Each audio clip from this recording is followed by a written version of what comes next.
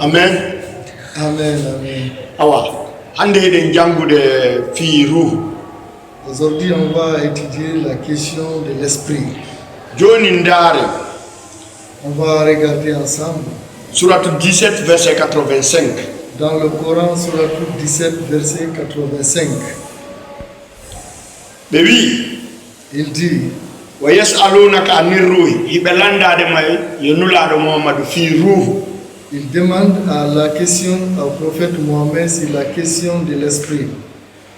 Oui. Qulli ruhu wi ko woni ruhu. Dit ce qui concerne l'esprit. Min amri rabbi wodum ko kugal joma. Donc l'esprit, c'est l'acte du Seigneur. Oui, okaka gandal famugol ko dum woni ruhu sona seedabe. Donc il dit, il n'est pas donné à la sagesse des hommes de comprendre la question de l'esprit si ce n'est pas peu des hommes. Bay ko nder Quran kene beynay ruhu labudon ko Isa. Dans le Coran, on dit le Saint-Esprit, c'est Jésus. Kene beyna ko Jibril. Des fois aussi, on dit que c'est Gabriel. Mais Jibril be jammu na kan ko jeyi ruhu senido be sikki ko ruhu senido. Mais Gabriel, ils l'ont surnommé le Saint-Esprit, mais ce n'est pas lui le Saint-Esprit. Hedite. On va écouter. Oui, wa yas'alunaka anir ruhi. Ruhi be landade mako wiete ko ruhu. Donc le passage dit, on te demande c'est quoi l'esprit. Hari ko Jibril wonno wolande nulado. Donc c'est Gabriel qui parlait à Mohamed. Hari si tawno ko Jibril nu wonno ruhu menne ko woni ruhu ko min. Donc si c'était Gabriel qui était l'esprit, Gabriel allait dire à Mohamed, l'esprit c'est moi. Kono Jibril winni nulado ulli ruhu wi ko woni ruhu. Mais Gabriel dit au prophète, dis ce qui est l'esprit. Donc kugal wongal e Allah. Donc ça c'est l'acte qui se trouve à Dieu. Hay goto anda andugol okaka andugol ko ni ruhu si wona seedabe. Donc il n'est pas donné à la sagesse aux gens de comprendre c'est quoi l'esprit si ce n'est pas peu de gens seulement. Awa joni so ndari linjila Yohana simore nay aya noga e nay. Maintenant si nous regardons dans les évangiles, l'évangile des Jean chapitre 4, verset 24. le verset 24, Isa no wi Jésus dit, hay mo jaabi ngalanda. Jésus a répondu à cette question. O wi Allah ko ruhu. Jésus dit, Dieu est esprit. Kala faalaɓe rewde mo ma ɓe rewiram kadi ruhu. Donc tout ceux qui veulent l'adorer, il doit l'adorer en esprit. O yiɓay mimi visiti Qur'an on seeɗa. Donc quand moi j'ai un peu visité le Coran, sa womi yiya malaika ɓe wawata wadde hunde si wona kamɓe ruseni ɗon. donc à chaque fois je vois que les anges ne peuvent rien faire si ce n'est pas avec l'Esprit Saint.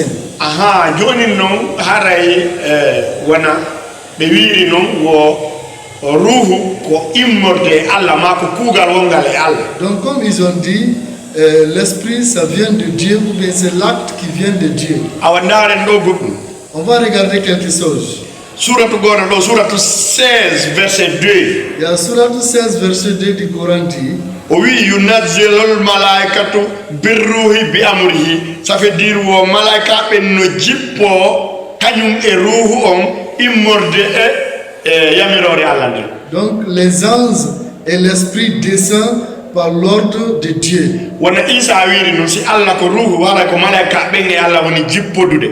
Donc comme Jésus a dit, si Dieu est esprit, donc ça veut dire c'est Dieu et les anges qui descendent ensemble. Haray ko Allah jeeyi hala si innama malaika ɓen e ruhu on no jippade haray ɗum no firi ko Allah e malaika ɓe woni jippodade. Donc si on dit que les anges et l'esprit descendent, ça veut dire que les anges et Dieu sont en train de descendre. Suratu 70 verset 4. Dans la Sourate 70 verset 4 aussi dit, O wi kadi ta'arujul malaikatu warruhu ilayhi. Wo malaikaɓe ɓen no ƴawde wondude no ƴawdude e ruhu on ka makko. donc les anges aussi montent vers lui à travers son esprit.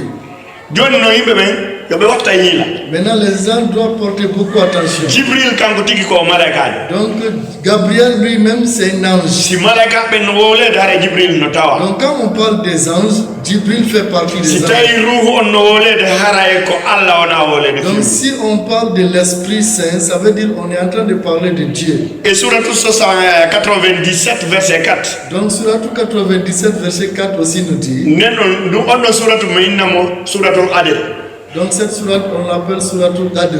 oui ka verset 4 wo tanazzalul malaikatu warruhu fiha wo malaika be no jippodade e ruhu on e on jemma don. Donc, cette passage dit que les anges et l'Esprit descendent cette nuit-là. haray dum no firi Cela veut dire, Allah e malaika ben no jippade nyande laylatul qadr donc Dieu et les anges sont en train de descendre ce jour-là, la nuit-là. ko dum wadi be ni salamun fiha e benni wo e on jemma don haray uttu no e on jemma don. Donc on dit que comme les anges et Dieu ont descendu la nuit-là, ça veut dire la paix se trouve dans cette nuit-là. Voilà. Haray ruhu on e malaika ben no ka leydi ga Donc l'Esprit et les anges se trouvent sur la terre. selon jabol annabi sangol o wi Allah ko ruhu Allah tiktiki ko ruhu. Comme Jésus a répondu, Dieu lui-même, il est esprit. Voilà. Et ka suratu